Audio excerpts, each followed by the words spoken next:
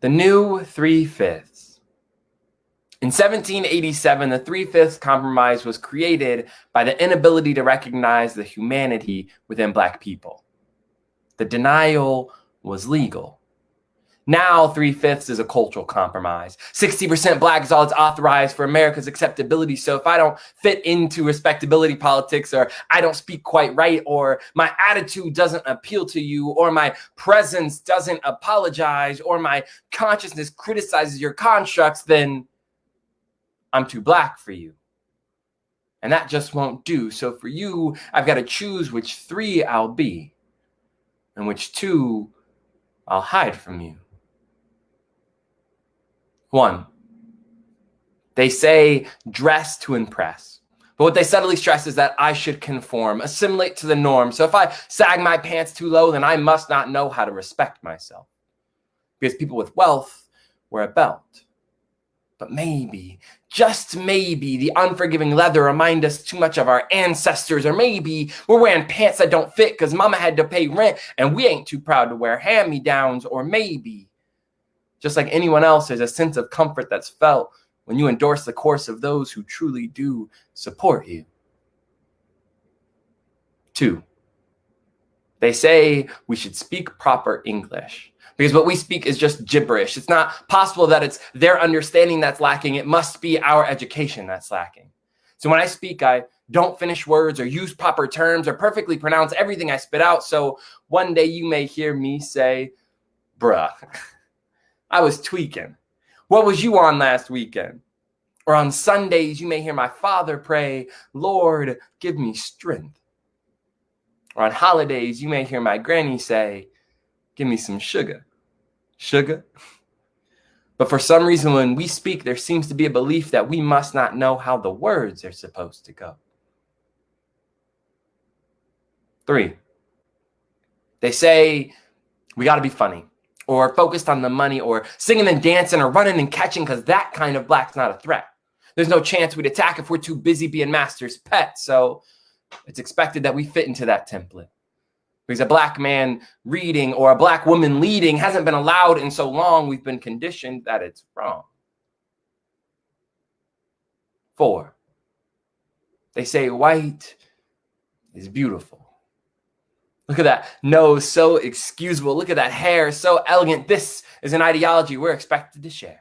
I'm supposed to look at my reflection and question why attractiveness has never been attached to us. But when I redefine melanin, I'm able to redefine beauty. And that's when you'll see that my confidence has risen, and it'll blur your vision as you find yourself unsettled and your ideologies disheveled. 5, they say we're better off than we used to be. Like we should be satisfied with a few pleasantries. We used to not even make it to trial, but at least now we're in court for the denial. So it's preferred if we preach peace and the gradual effect. Because if we pick up a piece and demand the system be checked, then we're seen as the source of this crooked course. See, I live my life in 3/5 because I inherited this.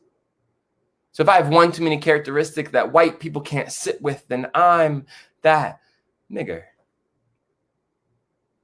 And we know niggers don't live long around here. So for you, I've got to choose which 3 I'll be and which 2 I'll hide from you. I'm negotiating my humanity. My Blackness must be compromised so that you will finally recognize me. Because at least with 3/5, I know that I exist. Thank you. Hello, my name is Paul Pressler. I'm the head of school at Summit Schools. I'd like to thank Caleb Rainey for performing his profound poem, The New 3/5, as the opening thought piece for this second Summit Series event, which is titled Moving Toward Our History, The Importance of an Inclusive Curriculum. We are delighted to present our history in collaboration with the African American Museum of Iowa. Before introducing our panel, I'd like to share something that I read recently from the Anti-Racist Institute, which said, if we taught history in a more complete accurate, and nuanced way, there would be less surprise right now. Why are we surprised by the recent events of the past few years? I'd suggest it is because we do not always reflect on a history that represents all our voices, one that teaches both our successes and our failures. At Summit Schools, we begin our focus on the themes of social justice, bias, and inclusion in the 3rd grade, and our students explore those themes through history, literature, and social science classes in 5th through 8th grades. Students are challenged to discuss history through different lenses, and we are seeking to evolve our history curriculum in our younger grades to put inclusion at the center of all discussions. The 4 esteemed guests here this evening have graciously agreed to lend their insights into the importance of a more inclusive and truthful understanding of American history. And we are inviting them to offer ideas how we can better learn that history, both in and out of the classroom. I'd like to thank our audience at home for joining us. And now, welcome Lanisha Castle, Executive Director at the African American Museum of Iowa here in Cedar Rapids. She oversees the AAMI's overall operation, including staff development and fundraising initiatives. Lanisha serves on the board of directors of the Cedar Rapids Community School District Foundation, among several other organizations. Lanisha has a bachelor's degree in English with a minor in public relations from Frostburg State University in Western Maryland. And Sean Donaldson is the museum educator at the African American Museum of Iowa, where he is responsible for directing and coordinating the museum's programming and education efforts, as well as the museum's traveling resources.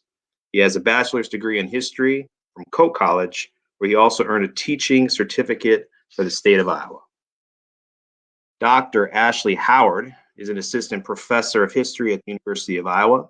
Her research interests include African Americans in the Midwest, the intersection between race, class, and gender, and the global history of racial violence.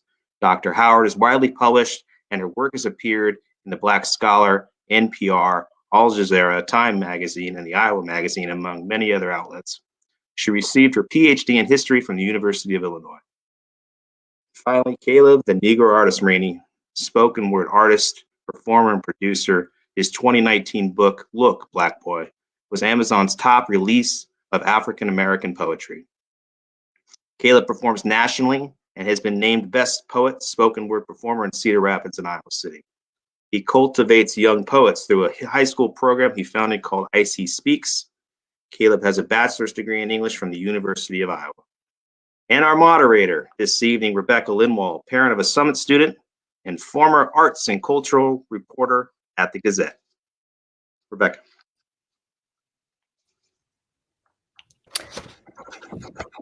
Hello, everyone. Thank you, Paul, and thank you to our parents and to our guests for being here. We welcome those watching. We're going to encourage you to send in questions throughout this program, and we will get to those in the last, say, 10 minutes or so of the program. I'd like to start by asking each of our guests, and I'm going to have Lanisha just raise your hand so people know who you are, and Dr. Ashley Howard, hello, and we have Sean and Caleb. I'd like to ask each of you to share a little bit of your own histories and what you did or didn't see and hear taught in the classroom growing up and how that informs your work today. Sure. And we'll start with Lanisha. All right, thank you. Thanks, Becky, and thanks to Paul, too, for coordinating this very timely discussion and including the African American Museum of Iowa as a resource. I was born in Washington, D.C., and grew up in the suburbs of Southern Maryland. And unlike many Iowa children, I had the great fortune to be able to see people who looked like me in my classroom, in my community, and in my workplaces as I grew up.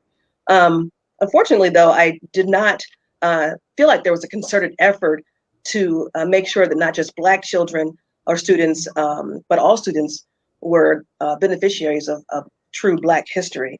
I heard the same thing that everybody else heard, that Dr. King was that peaceful hero and that Malcolm X was the militant rebel, and so on. It wasn't until college where I was really intentional about learning about Black history. And when I took a course in sociology with one of the few Black professors at my college that I really started to begin to learn about the untold stories of Black history and our contribution, our struggle. Today, I'm really fortunate to be in an organization where our sole mission is to preserve history and to teach history. So I'm really fortunate that's been the case for the last 5 years here, and we get to share that history with all Iowans. And so I'm really excited to be able to be a part of this organization, and really, it does impact what I do today. I'm a little bit more aware of the fact that it wasn't just me who didn't get the education that we need. And it's not just important for Black students to get the education, but for all students to receive the full story. Thank you so much. Sean, how about you next?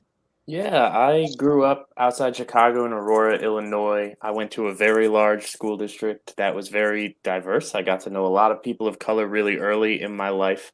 And then I came to Iowa for college. I went to Coe College here in Cedar Rapids, and that was a little bit of culture shock for me. I think it was a smaller area. It was a whiter area.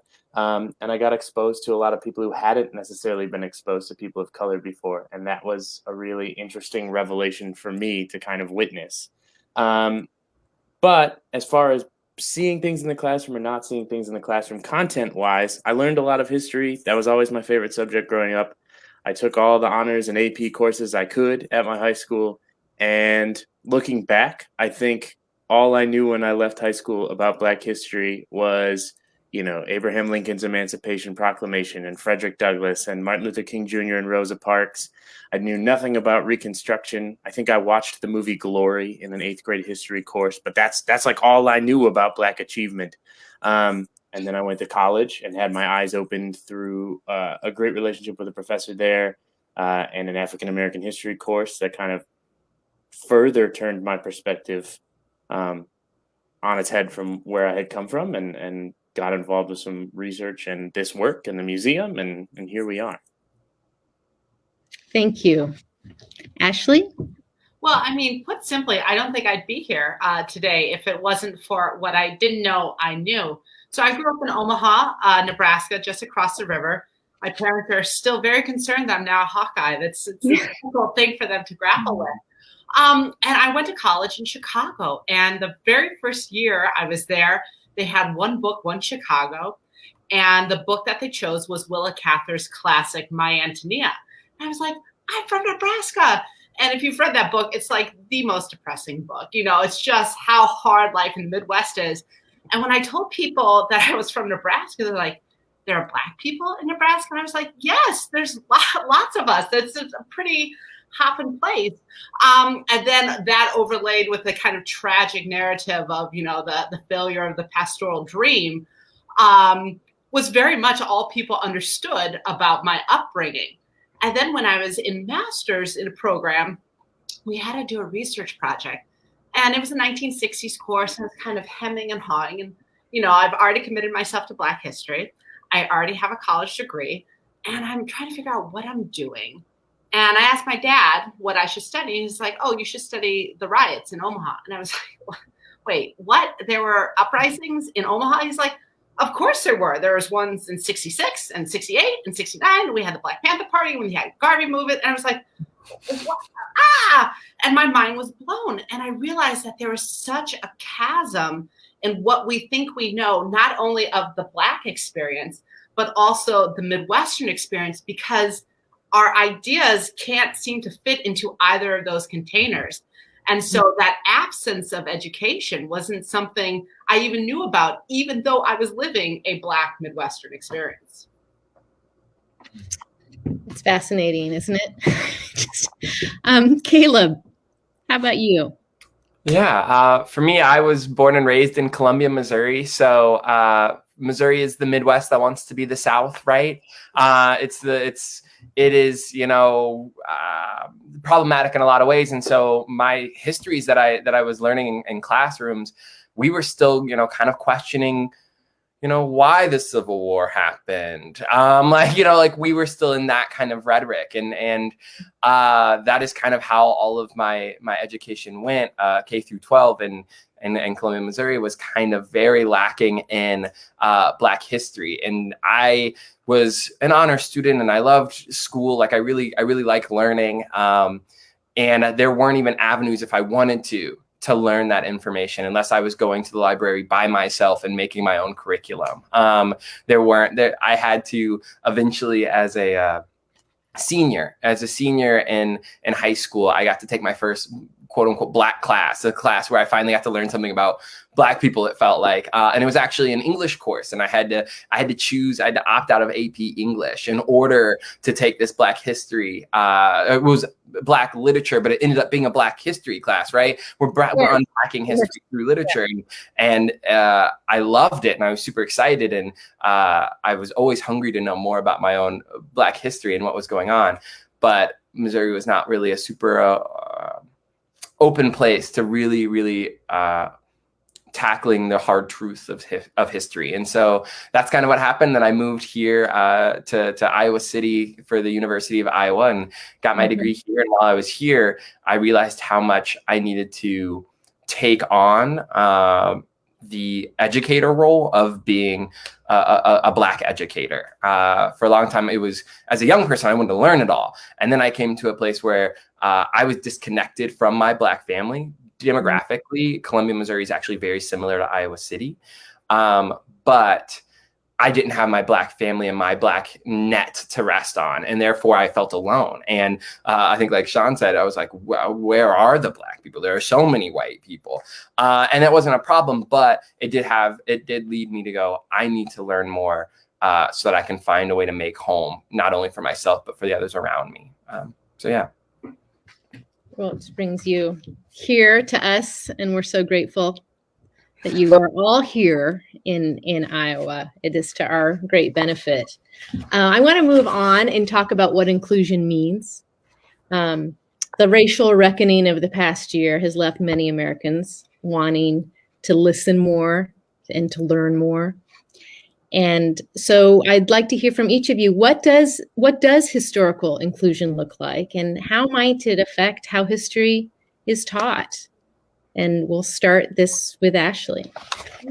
For me, historical inclusion is really acknowledging that there's more than one historical narrative. And, that blows people's minds. And so often I get college students who say, oh, I hate history. And I was like, of course. Because it's recitation. History is alive. It's never finalized. People are constantly fighting about what is going on. And so the very first day, and if I'm ever fortunate enough to get any of the audience members in my class, pretend you don't know this secret. But the first day of class, I get up and I do my spiel and, talk and do all this. And then when they come back, usually on a Wednesday, before I start, I say, okay, before we talk about what is history, what was I wearing on Monday? And, there'll always be like one really sassily dressed student who will shoot up a hand and can go, boom, boom, boom, tell me exactly what I was wearing. But then I like to poke. I was like, well, why did you know? Oh, I'm a graphic design major. And then I say, why did you? Oh, because you were wearing brightly colored shoes. I love that, right? So they're interested in parts. And then I like to point to somebody way at the back. Maybe this is the person who had their headphones in or wasn't really paying attention. I said, hey, what color were my shoes? And that student's always like, I don't know, right? Because based on your interests, your perspectives, and your literal positioning, we all have different interpretations of history. And that person in the back of the room, or that person cleaning the dishes, at a presidential dinner, are going to have a completely different take on what that history is based on who they are, the baggage that they're bringing, and what they're building towards. And so for me, that inclusive narrative is making sure we include all of those different perspectives. We have such a richer interpretation of that one event that we're all witnessing from different places. I love it. Yeah. How about you, Sean? What does it look like? What does inclusion? I think to add to that, for me, it's about the good and the bad, the patriotic and the unpatriotic, the wartime moments and the not wartime moments. I think when I think back to history courses, how much of history was focused on like, well, we got to cover the Revolutionary War, and then we'll skip some years and maybe we'll talk about the War of 1812, or we'll go right to the Civil War, and then we got to talk about World War I and so on, right? Like those in between moments, I think, are where a lot of that less good happens, and where a lot of the key moments that shape what's happened in our society, what's happening in our society now happen. And so for me, that inclusion is really getting to all the moments, and understand, or trying to understand what those moments meant for us today, because a lot of them mean things for us today still. Our country's not that old in the global scheme. Right. Lanisha, did you want to add any? Yeah, thank you. I would definitely echo what's been said already, but in addition, I think from my perspective, Black Americans have been forced to learn for ourselves our own history, and often, in most cases, and then are forced to take on the role of educating white Americans about that history. And so I think it also means that oftentimes educators may need to be re-educated about history, because educators were also students at one time, or should be always. We all are students forever, right? So, but yeah, I think that there's definitely that element of, how much responsibility is it of African Americans to have to teach or to force people to learn that there's more to the story. Right. And not wanting to put that burden on people of color only, right? It becomes a shared learning of people. What is it that we collectively need to know? Absolutely. We need to know it, and need to learn how to share it. How about you, Caleb? Yeah, I think one of the things that we have to do when we're thinking about changing our curriculum or expanding it is really questioning why am I telling this story, and what am I hoping to get from this story when it comes to teaching students? Because a lot of the histories that us as educators have learned had its own agenda, right? The reason we learn it the way we did is because we were supposed to feel a certain way, either about our country or that moment or whatever. So then the question is, we have to be looking internally on, why do I want to tell this story, and what am I hoping I'm actually telling in this story? And that is going to lead to what Ashley and Sean also mentioned, of just like, then we're going to ask other perspectives, and we're going to have other voices involved if our answer is to be educators who have a holistic history, right? Who try to compile as much as we can. Mm-hmm. And provide that nuance. Mm-hmm. I think seems to be missing a lot. So that will bring us kind of to the second part of the same question, which is, what would a thoughtful redesign of a K-12 curriculum look like? And of course, that is like, we could spend a week on that. We have just a few minutes, but just kind of the building blocks that we might, and if we were to take it out and start it over, kind of what are your suggestions? For me, I think a big key is to take people out of the narratives we think they should be in. So instead of Black people just showing up in slavery, and then the civil rights movement, and then Obama, what does, as so many of my co-panelists have said, what do those in-between moments look like? And why are we putting them, right, in certain areas? So what does it mean when we start to think about, left activism in the 1930s of Black people? How does that change things? What do we think about the boom of Black businesses in the 1980s? What if we talk about boarding schools, Native American boarding schools, instead of code talkers, right? That begins to challenge the kind of triumphalist narrative of American history. And I cannot stress enough, it is never too early to teach students how to do history, right? Like, as much as I'd like to think of myself as a magician, what we do when we're taking these things and we're evaluating the documents and seeing what's going on. So giving students primary documents to read, having them write their own histories, and having them look at the time that they're living in as a historical moment. So like, if we're trying to take a snapshot of this moment, what would be your artifacts? What would be your primary sources? How would you narrate it? Mm-hmm. And then they're realizing that they are part of something. They're not just being acted upon, they are actually actors. And I think that is a really powerful way to get beyond kind of our dependency on a textbook to tell us what is important and instead assess for ourselves. And young people are fully capable of doing this, of what is important for our stories, for our truth, and for our future. Mm-hmm. That through line and connecting. Mm-hmm. Yeah. Sean? You know, one of the things I think I would add to that is also just an increased understanding of world history on some level as well. I think one of the things that I always try and hammer home in the first 10 minutes of my hour tour at the museum is how much is going on in Africa for centuries. Because in the United States, when we talk about Africa, if we talk about Africa, how much of that time is spent on Egypt and then imperialism and then nothing else. We learn about the white man's burden, but we don't learn about the history that's going on all around that and all of these successful empires and civilizations that are doing incredible things.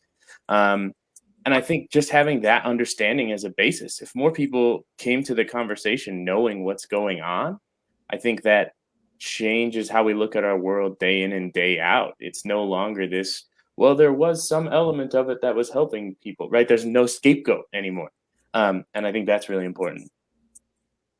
And we'll get back to some of that in the next question, because I want to talk about how you talk to like your third graders when they come in. What are some of the books and the things I know that the museum has? I've been in your gift shop. It's wonderful. Lanisha. I just would like to add that I certainly agree with Dr. Howard's statement about that active role. I think we're used to being taught at and not really being able to engage with the education system. And so I see having that engagement, that conversation, and the opportunity to reflect and that dialogue. I think that's something that might be missing, not maybe in every instance, but in general. I think that would be a great method. Mm-hmm. And Caleb? Oh, just one simple thing that I want to throw in there is in educating anything, but especially when it comes to history, whatever way that we can foster curiosity, right? That's once we foster that, then they discover more, right? And we allow our students to have the sandbox of history and go, hey, this is what we're playing in, look into it, and they get to play in it. Our job is just to make sure that they can really be curious, for us to spark that for them. So. Mm-hmm. Great. So the next couple of questions regard the African American Museum of Iowa. We're so lucky to have that here in Cedar Rapids. I've mentioned when we first met a couple of weeks ago how it's one of my favorite places to go. And I'm just hoping that, Lanisha, if you can just give for people, we might have some images up of it, I'm not sure, but give people a little tour of what they would see and share what the mission is and who goes and who are you still striving to get to come? Sure, thank you. So the museum's mission, of course, is to preserve, exhibit, and teach Iowa's African American heritage and culture. And we engage audiences of all ages and across the state. We do have a statewide presence, even though we're physically located in Cedar Rapids. And we do that by our programs and our exhibits and workshops and all of the other things that we do to share our resources, in addition to that, traveling resources. And of course, we've been adapting a lot of that to virtual formats for the time we live in right now. I think that we are definitely trying to be more strategic about targeting youth, middle school, high school, college, even emerging young professionals. That's the audience that we have traditionally not really been able to engage in the way we really wanted to. But we think we've been doing that successfully over the last couple of years with some of the very relevant exhibit topics like Black culture and beauty, migration and immigration, of course, our current exhibit on modern protest. And so those are the type of things that we are trying to do to really engage additional audiences. We've also begun to engage the audience in how we even decide upon the exhibits by having community surveys. And so I think that as people begin to see some of the ways that we are looking at addressing social issues that are happening right now, I think the engagement has increased, and we're always looking for new ways to engage new audiences that way.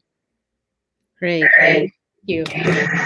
And then Sean, you're on the front line You're on the front lines with the visitors when school groups are able to come through. I know things have changed, of course. We're headed in a different, better direction, we hope. I've attended third grade tours of the museum with at least two of my kids when they were in third grade. There are others coming in of all ages, and I'd just love to hear from you kind of some of the takeaways that you get from the kids after their witness to, say, two different kinds of drinking fountains, one for them, one not for them, which for me, walking through is one of the most visceral, engaging experiences at the museum. There's no language, it's just except for who it's for, and you just see two totally different water fountains, and it's just like, okay. Yeah, I think kids are fascinating to watch learn this stuff, especially the young ones, because so often they're completely blown away. There are a lot of kids who just can't fathom groups of people doing this to each other. And I think like that in and of itself teaches us something as adults. It's a good reminder where minds begin and how they become what they become. And there's always lots of good questions. They get hung up on usually the stories of success, right? That's usually what kids want to hear about, is where things went right, not where things went wrong. Mm-hmm. And that's good. Not that means we shouldn't talk about the things that went wrong. But, and then I think the other thing that's really good about having kids in the building is you kind of get a really good sense. It's a microcosm of our community too, because some of the questions you get are very, I don't know, they pull back the curtain on some of the viewpoints that are in our community, right? Third graders don't have the same filter that adults have because they just don't know any better. And so when you have the third grader who, once you've discussed racial slavery and some of the realities of that, throws out the quip about the Irish going through the exact same thing, and you then have to differentiate in 2 minutes on a guided tour what indentured servitude was and what that looked like and what racial slavery looked like and how different those two things were, that just, it shows us some of the misinformation that's going on in our kids. It shows us maybe some of the misinformation in our community, but all around, I love having the kids come through. And then as they get older, of course, they're chasing different information. It's less about what happened maybe and more about how do we use what happened to inform what happens next? How do we use what happened to make change going forward? And so all of that is just observation, I guess. Mm-hmm. Well, I have a daughter who signed her name at the CATS counter, the petition, at about age 10, saying, I miss participating. And sadly, the events of the past summer, she had her chance. But it is a very alive feeling when you walk through and make repeated visits. Dr. Howard, I want to talk about what you teach and who your students are. And also before that, I just want to share something that I love from your website. This was me, I think, when you were at Loyola, but saying that you seek students who think critically and who are world-class citizens. And I just love that. So I want to hear, how do you cultivate them, and what are you teaching them? So right now at Iowa, I'm actually teaching two courses. The first is just a general African American history survey, 1865 to the present. And the second one is so very timely in a way that was unexpected, because you kind of put your courses in, almost 18 months in advance. And so never could I have fathomed 2020, or the long 2020, as I've been calling it, when we include January 6th. Events at the Capitol as well. But I'm also teaching a course on Black violence in Black America, and so the ways in which violence has both made and unmade Black communities over the kind of the long history of this nation. And, it's quite a pleasure in terms of the University of Iowa's curriculum, because they have a diversity requirement. And so, this forces students to consider opinions that are different than theirs, whether it be religious or gendered or racial. So I have a mix of students that very much look like our state, right? I'm not teaching just Black students. I'm teaching a wide berth of students, including business majors and dance majors and history majors and future teachers and nurses. And that's such a great privilege because it forces us to think differently about the stories that we've told and to see people's humanity. And so for me, this is what, being a critical thinker and a concerned global citizen is all about is what do I know? And now that I know something, what do I do with that knowledge? And so for me, when we think about critical thinking, the most important question any historian can ask, and as I often joke when students are in my class, they're historians, is so what, right? So what? Okay, now I know this thing. Now what? And so it encourages us to really dig and drill and have kind of tendrils or tentacles, if you will, of questions. So if I accept this new thing that I didn't know before as truth, what changes? If I accept it as fiction, what changes? If I begin to think about why it has been portrayed this way, what changes? What does this tell us about our nation, right? Our history, and most importantly, ourselves. Why is it that we are so wedded and comforted by certain historical narratives? How does that lull us into, complacency or comfort or, just feeling okay with how the world is as opposed to how the world should be? And so for me, that's that engagement. This is really, kind of the long project of Black studies that grew out of a protest traditions in the 60s and 70s. It's not just knowledge for knowledge's sake. It is knowledge for change. It is knowledge for the betterment of our community, and not just the Black community or not just the American community, but the world community. World community. And are you doing, are you working with some underserved students? Can you talk about that just a little bit? I know we're probably. Yeah. And so, the part of it is that the University of Iowa has such a terribly small Black student population.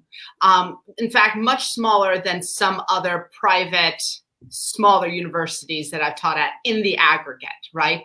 So this is some place that I would really love to see the university invest in, not only attracting students of color, but also maintaining them and getting them to graduate, right? I think that is something that's so very, very important.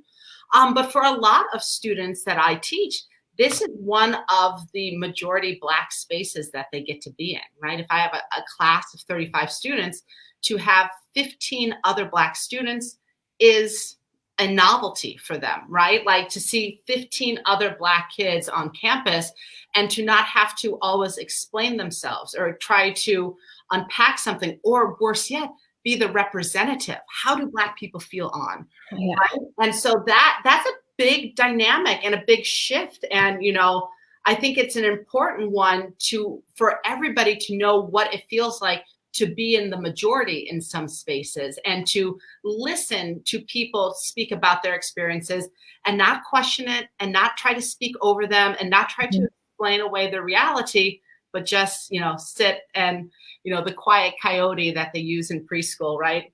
Mouth is closed, ears are open. That idea, that is how we learn, when we come from a place of wanting to learn and not to defend our positions. Yeah, wow. Caleb, you are involved with youth poets. Tell us about IC Speaks and who are your students? How are you meeting now during quarantine? Yeah. IC Speaks is a program where I started mostly because I was inspired by, I was thinking about me as a high school student, what I needed, and I needed a space where my voice felt heard, right? Not only was I not learning my histories, but I felt like I wasn't listened to in my own. And so I created IC Speaks so that I could help students in the Iowa City area. I was physically visiting 4 different high schools every week, and we were having clubs. Yeah, so City, Liberty, West, and Tate. And we were meeting together and just creating a space where we could interrogate our histories, the histories that have been told to us, our stories, and the ones that have also been passed down to us. Because what I realized at 16 is that I did have so much to say, right? And I had so many feelings and so many thoughts, and I knew things. There are things that I knew to be true, right? And there are things that I was still questioning, and I needed a space for that. So that is what I'm actively trying to do. When COVID hit, I actually thought all of my students would not want to do this. So I was like, guys, like, if you're done with me, I get it, right? Like, I was like, this is a terrible time had by all. And instead they said, no, we need this space. Yeah. And so now we've been meeting virtually. And what we've been doing is really trying to create space where we get to talk to each other. And we're cross schools now, right? So my city kids are in the same Zoom with my West and my Liberty and my and so we are all talking. And in that way, we actually end up learning more stories and more of each other's. It ends up being a more diverse space in a way that's really, really beautiful. And that's not only race, but that's, gender and sexual identity, and that's socioeconomic classes and all these other different things. We are really tackling the differences, and we get to share our own stories and feel validated in our own stories, right? But then also get to hear others and go, oh, that's different.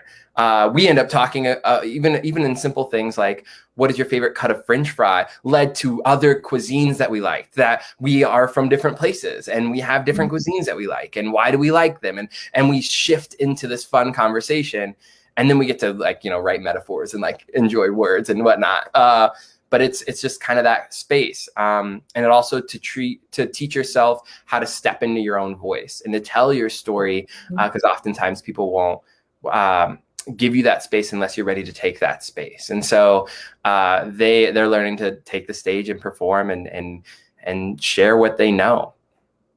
Yeah. I wish you were in Cedar Rapids. I've heard this. Cool. I'm thinking that it won't happen, but I am just one person. I'm doing what I can. How many students do you have then, now that you're all kind of meeting? Absolutely. Together? Yeah. So on average, we have about 15 that meet once a week regularly, right? And then we range and it changes. What I really try to do with IC Speaks is offer different things for different students, right? So I have some kids who never want to perform ever, right? That is never a thing they want to do. They only want to write. And so we have activities in which they don't have to be in the Zoom space and they don't have to interact in the same way, right? And then I have some who only want to perform, and I have to figure out a way to make virtual stages for them, right? So the one that's the most consistent is our Generative Workshop, and that's just where I have usually around 15 students every week. We meet for about an hour to an hour and a half, and in that space we write something, right? We talk, we get inspired, we watch something or we read something or whatever, we take in something. Oftentimes that's my goal, is to bring diversity in that space, right? So the amount of times that I have maybe it's a particularly white group that day, but I'm playing, I'm going to show them a spoken word poem of a Black queer woman who's going to share their story, and we still go, hey, we validate, we respect this story. Now, how do we tell our own story in the same way or feel that? And what did we learn from that about how do we translate what we just heard into our own story? And how do we connect that way? And so that is like our average, but we shift a lot depending on what it is that we're doing and who's comfortable with what. We just try to create spaces in all different manners for those, especially who are writers, right? Some of us are shy, some of us aren't. It's a range. Wow. And is this all extracurricular? This is not within a school day. It's not a class that. Absolutely. It is all extracurricular. Mm-hmm. Wow. I just can imagine what a lifeline it has been. As a parent of 4 kids who were online a long time, now they're back in, to have you to connect to is, and I would imagine maybe a lot of those kids are doing some more reading in a different kind of reading during this time. And that was happening at our house. And what an opportunity. You might have to write about it. We get to have some really tough conversations. It's really fun. Yeah. Wow. Okay. So I want to get to the 1619 project, which we could spend also more than an hour on, but we just want to acknowledge it. And I want to hear your thoughts on the importance of its impact as part of kind of the national conversation we're having. This, of course, is a history project published in the New York Times Magazine in 2019, the brainchild of a Waterloo native. And the project frames slavery as foundational to our country, and it explores the impact slavery has had for 400 years. And it changes the narrative, it changes the lens of how things developed kind of in this country. And it's been celebrated, it's been criticized. The Iowa legislature has advanced a bill aimed at banning its use in all schools, colleges, and regent institutions. Many people are lobbying against that bill. Currently, there are many schools in Iowa, I think I read maybe 34 or so, using the project as supplement to their curriculums. And the New York Times has provided this supplementary material, I think, using that word supplement intentionally, just as an opportunity to share some different viewpoints and some commentary. So I'm just interested what your feelings and impressions are of where we are with that project. And we'll start with Ashley. As a professional historian, the kind of pushback against it is, it's not strange because I understand where it's coming from, but many of the central claims that the project is making are what historians have been saying for a generation, right? This isn't any new knowledge. Like it's been pretty widely historically accepted. And so the fact that people who are not trained historians are really pushing back, to me indicates that it is coming rather from a place of emotion as opposed to a place of evidence, right? And this is what historians want to do. We want to root ourselves in the evidence. And so for me, thinking through the 1619 project is really important to ask those critical questions. So like, if we accept that slavery is a foundational part of our American economy, what does this mean? How do we need to think through the next 400 years? And I think there's quite an impressive amount of evidence to show that it, in fact, has a very, very long shadow. As Caleb so brilliantly opened with the 3/5, the new 3/5. The 3/5 compromise still has a legacy in our system, the Electoral College, right? This was a slave owners' compromise. And so I think it is so bizarre, but not, right? Because these histories are powerful. And so that is why so many people are trying to make sure that this cannot be taught, because they know the power of certain histories. And for me, what I think is so useful when we expand our nation's founding beyond the idea of the founding fathers, we show really how so many people who are on the margins of our society have done so much to make this great promise of America even more inclusive, even more expansive, right? And isn't that the kind of beautiful dream that we're all invested in, that liberty and equality for all? And, there's a brilliant scholar by the name of Gary Okihiro who wrote a book about Asian Americans called Margins and Mainstreams. And it's this idea that the people on the margins have made America what it is today, right? Have done more to push and to expand our democracy than the people who want to kind of contract and have typically been understood to be, the protectors of, democracy. And so for me, I think, again, when we have an inclusive history, it's not to shame anybody. It's not to make somebody feel bad about the history, but it's acknowledging what has taken place so then we can have a more thoughtful accounting for how we move forward. Thank you. How about you, Lanisha?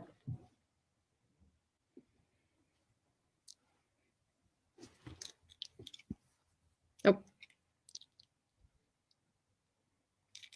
Sorry.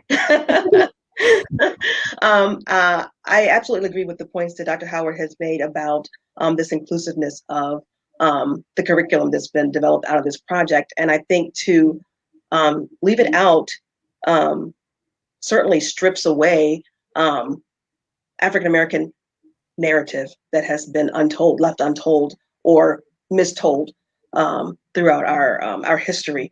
And not only that, I think about the bill, in addition to wanting to ban the curriculum, also threatens to withhold funding if you use the curriculum. What is that? It's absurd, and we need to have all of history shared, and not just the parts that are comfortable. And those thoughtful conversations need to be had. Well, and the museum is probably going to add it into some of the own curriculum that it's providing to students coming in as just an option of, things to learn about that you might not know, getting access to the materials that schools are using. Absolutely. And I think, and I'm sure that Dr. Howard and maybe Sean can speak to this a little bit more, but teachers have discretion about how they teach, what they teach, based on what they know and what they learn. This bill would strip them of that as well. So it doesn't make sense. It's based on fear. Yeah. How about you, Caleb? Oh, I have nothing. This has been covered. It is based in fear is the sentence that I want to leave with on that. I mean, Sean can obviously keep saying things, but that's all I needed said in this space. And Sean? I will echo all of those things and that same sentence. But the other thing I would say is I think it's just so important. I think the 1619 Project, there are historical criticisms that people can try to argue. And depending on what lens you want to use, maybe there's a little bit of basis, but it's semantics. I think the big thing about the project that's so beneficial is it pushes us to recenter our historical narrative on people who were here the whole time, And I think it also pushes us to ask questions we don't ask, kind of like Dr. Howard was saying about history, right? Like, why are George Washington and Thomas Jefferson able to sit in a room and think about writing words on a page to create this country? It's because there are a whole bunch of people making them money that they're not paying to make that money. And so and all the way down, we feel the effects of that. I mean, slavery, if you look at it as 1619 being the start, it's 246 years that's hanging out in the United States. That's 246 years that people who aren't of color are making wages for their labor. And so to assume that then in the 200-ish years, a little less than that since then, we've rectified all of that is just really short-sighted. And so I think this project is so important because it really pushes us to look at those moments in time, pushes us to look at Reconstruction, which to me is like the moment that shapes America today. And that's the one that gets missed in history courses all the time. So yeah, that's my 2 cents on the 1619 Project. Well, thank you. So we're going to open it up to questions from our audience. And we have one here. What literature would you all suggest incorporating in the classroom? I'm so glad that this just got asked because one of my questions was, what are some of your favorite reading materials, your favorite books? So we'll start with Dr. Howard. So I'll be just very brief because as you can see, I have lots of books. The 3 things that immediately came to my mind is first Jean Theo Harris's book, A More Beautiful and Terrible History, The Uses and Misuses of Civil Rights. I think it's brilliant and it really forces us to grapple with not the civil rights movement frozen in time, but its meanings. Another piece that's given me great solace, I think, during what's been, a very fraught 2020 is a short piece in Ross Gay's Book of Delights called Still Processing. And it's about finding Black joy, and even in times of hardship. And I think that's a really important counter narrative. And it's brief. I teach it all the time to Black people, instead of just always being acted upon, are also agents. And then my final suggestion is a bit of a cheat of a suggestion. I think the most important book you should read is something that makes you uncomfortable, from someone who is a proponent of that position. So if you're uncomfortable about trans issues, if you're uncomfortable about, body acceptance, if you're uncomfortable with other religions or ideologies, reading a book by somebody in favor of that book, I think is the most important book we can all read. Get out of our head. Yeah, great. How about you, Lanisha? So I have one book that I want to reference, and then another piece that wasn't necessarily a book, but Stamped from the Beginning by Ibram X. Kendi talks about I'm reading it. Okay, cool. It talks about the explanations for racial inequality, and it was two things. Black people are either inferior or there's racial discrimination, intentional, and it's the root of our country's racism boils down to politics, economics, and cultural self-interest. Profound. Mm-hmm. And then I would also encourage folks to read Dr. King's speeches more than just I Have a Dream. All of his speeches, Birmingham Jail, all of them. I think it sheds light on the notion that peace was all he was about. Certainly so, but there were some timely pieces that if you were to read them right now and didn't know that they were written by Dr. King, you would think they were written today. So I would encourage Dr. King's speeches as well. Great. Thank you. How about you, Caleb? Yeah, Stamped from the Beginning was on my list too, so way to be. I would also, just a writer that really influenced me and my views on Blackness and in America and what that look like is just James Baldwin, right? I love James Baldwin and constantly revisit his work and the things that he says, and there's a lot there. So I don't have a specific book I'm going to throw at you, just pick one of them. Yeah. And I just want to piggyback on that. Also, your comment on James Baldwin of I'm Not Your Negro as a really must-see documentary is Absolutely just profound.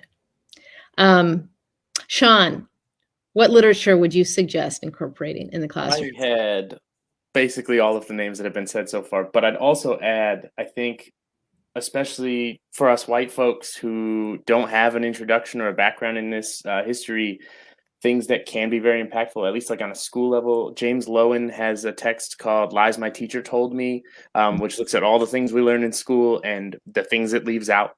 I really liked that one. And then I would also say like anything Eric Foner. He's the guy who for decades has been writing about race in American history. He's like Mr. Historian. So it's a little accessible, but it's also very historian. But how do you spell his name? Last name? Foner. Okay. And yeah, so he's been writing on race and Reconstruction, especially, which like I know I keep saying that word, but Reconstruction. Yeah. Can I throw out there also, Sean, you made me think of this when you said what you said, but White Like Me, Reflections on Race from a Privileged Son by Tim Wise. Tim Wise. Thank you. Well, sadly, we are already at 7:27, which means I have to be quiet and stop asking questions. I'd like to invite our audience to consider making a donation in thanks for the time that our special guests have spent with us. And then we would divvy that up and I can go to them and their organizations. And then we're going to bring Paul back in to wrap it up. And again, just thank you very much. Yeah, I just like to echo, thanks to the panelists. Important discussion and a timely discussion, and discussion we need to be having all the time. And thank you to the audience for tuning in. We appreciate that as well. And I'm going to turn it back over to Caleb because I think we need to go out in style. And Caleb's going to close this program with what you need to hear.